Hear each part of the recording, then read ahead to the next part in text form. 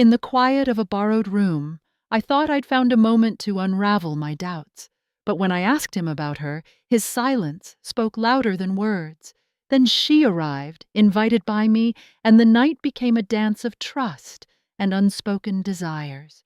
Would you dare to let the past walk through your door? If you're drawn to stories of love, risk, and quiet revelations, hit like and subscribe. New here? Welcome. Step into this tale of tangled hearts. The loft on Chestnut Street in Boston hummed with the kind of stillness that feels alive. Its high ceilings and exposed brick holding the weight of my thoughts. I'd come here to clear my head, staying in a space lent by an old friend, Ethan, who'd offered it without questions. The night was soft, the only light coming from a single lamp casting shadows across the hardwood. Ethan and I sat on the edge of his bed, the air between us warm, unhurried, as if time had paused to let us breathe. My fingers had traced the hem of his sleeve, a quiet gesture that felt both familiar and new. I looked at him, his profile sharp against the dim glow, and asked the question that had been simmering inside me. "Do you still think of her?" My voice was steady, deliberate, cutting through the stillness. He didn't answer right away. His breath caught, a subtle shift in the way he held himself, and that pause told me everything. I leaned closer, brushing my lips against his shoulder, the fabric of his shirt soft under my touch. "The one from your old office," I murmured, my words barely audible. "The one who always laughed at your stories." His jaw tightened, his eyes flickering toward me but not quite meeting mine. I rested my hand on his arm, feeling the tension beneath his skin. "Good," I said, my voice smooth, a smile curling my lips. "I called her." His head turned sharply, eyes wide with disbelief. "You didn't," he said, his voice low, caught between shock and curiosity. Before he could say more, 3 soft knocks echoed from the front door. He sat up, the blanket sliding slightly, his expression a mix of confusion and something unspoken. "Wait, what?"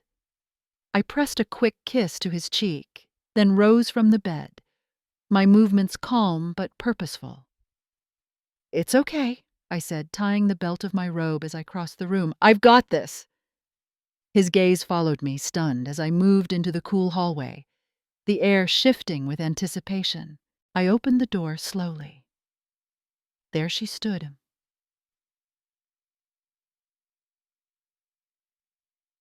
Lila. Exactly as I'd pictured her. Her dark dress hugged her frame, her hair pulled back in a sleek knot, her lips painted a bold red. She raised an eyebrow, a faint smile playing at the corners of her mouth, saying nothing. She didn't need to. Her presence was enough. I stepped aside, our eyes meeting briefly as she passed, her stride confident, unhurried. The loft felt different now, the air charged with something new. Ethan was still on the bed, the blanket draped loosely across his lap, his posture frozen, caught between shock and hesitation. His eyes darted from me to her, searching for an anchor in the moment. "I poured wine," I said, moving to the kitchen counter where 3 glasses waited. "Thought we might all need one." Lila stood near the bed, her presence calm but commanding, her expression unreadable. I handed her a glass, our fingers brushing briefly, a spark of connection in the touch.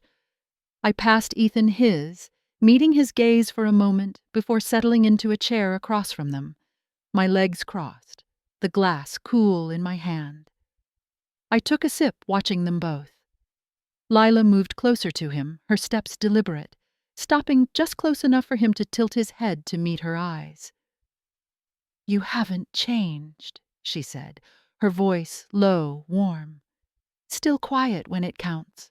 He swallowed, glancing at me, but I only raised my glass, nodding once, slow and certain.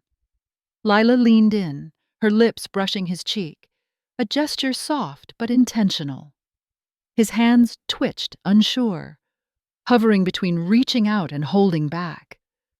I set my glass down, my voice steady. "Do you want her to stay?" The silence that followed was thick, alive with possibility. Ethan's eyes met mine, searching, but he didn't speak. I stood, crossing the room to stand near them, my hand resting lightly on his arm. "Then show me," I whispered, my voice a quiet challenge. Lila moved first, her hand grazing his chest, her touch light but sure. He looked at her, his jaw tight, but he didn't pull away. "You're warm," she murmured, her voice a soft thread in the quiet. "I should be," he replied, his words barely audible, a mix of nerves and surrender. I sat beside him again, my hand finding his, guiding it to rest between us. "Let yourself feel this," I said, my voice low, close to his ear. "We're here with you." Lila leaned in, her kiss soft at first, matching his hesitant rhythm. Then he leaned into her, the tension in his shoulders easing, giving way to something open, unguarded. My hand traced lightly over his arm, a steady presence as he turned toward her. Lila's kiss was calm, deliberate, her eyes meeting mine briefly as we paused, a shared understanding passing between us. His hands moved, one resting on my shoulder, the other finding her arm, his touch tentative but growing bolder. Lila whispered something to him, too quiet for me to hear, and I placed his hand on the armrest, grounding us in the moment. His eyes locked with mine, wide, wordless, alive with the weight of what was unfolding. "Then show us," I said again, my voice soft but firm. Lila settled beside him, her movements composed, intentional, as if every step had been considered long before she arrived. My hand rested on his chest, feeling the quick, untamed beat of his heart. His fingers steadied at her side, holding her like he was afraid she might vanish, but couldn't let go. I moved closer, my breath warm against his jaw, my voice a whisper. "Stay with us." Lila tilted her head, her cheek brushing his shoulder, and he closed his eyes, caught in the space between us. Then she turned to me, her breath soft, and kissed me gently. The moment was quiet, instinctive, a connection that needed no words. When we parted, she smiled, her hand finding mine on his chest, our fingers lacing together. I shifted to his other side, the three of us now bound in a quiet circle. My robe slipped slightly, and Ethan reached out, one hand on her shoulder, the other near me, his movements hesitant but open. Lila drew closer, her presence steady, unhurried. He responded, reaching toward both of us, his touch unsure but searching, like he was chasing something just beyond reach. "We're here," I murmured, my lips close to his jaw. "Just stay." His breath came sharp and uneven as he let the moment take him. I lifted his hand, placing it over hers, and she nodded, leaning toward him again. My hands rested lightly at his sides, anchoring us in the quiet. I kissed his temple, feeling the warmth there, and we stayed close, each movement soft, deliberate. Lila's head tilted toward his, her touch gentle but certain. His arms wrapped around us both, a quiet connection that felt like a promise. The room held us, the silence thick but not heavy, a space where nothing needed to be explained. Her hand rested on my back, steady, and I leaned into the moment, letting it unfold. His breathing shifted, faster now, as the tension gave way to something raw, unguarded. In that still, steady moment, I whispered his name, a truth I'd held too long. Everything paused, and I smiled. If you were Ethan, how would you have faced her arrival?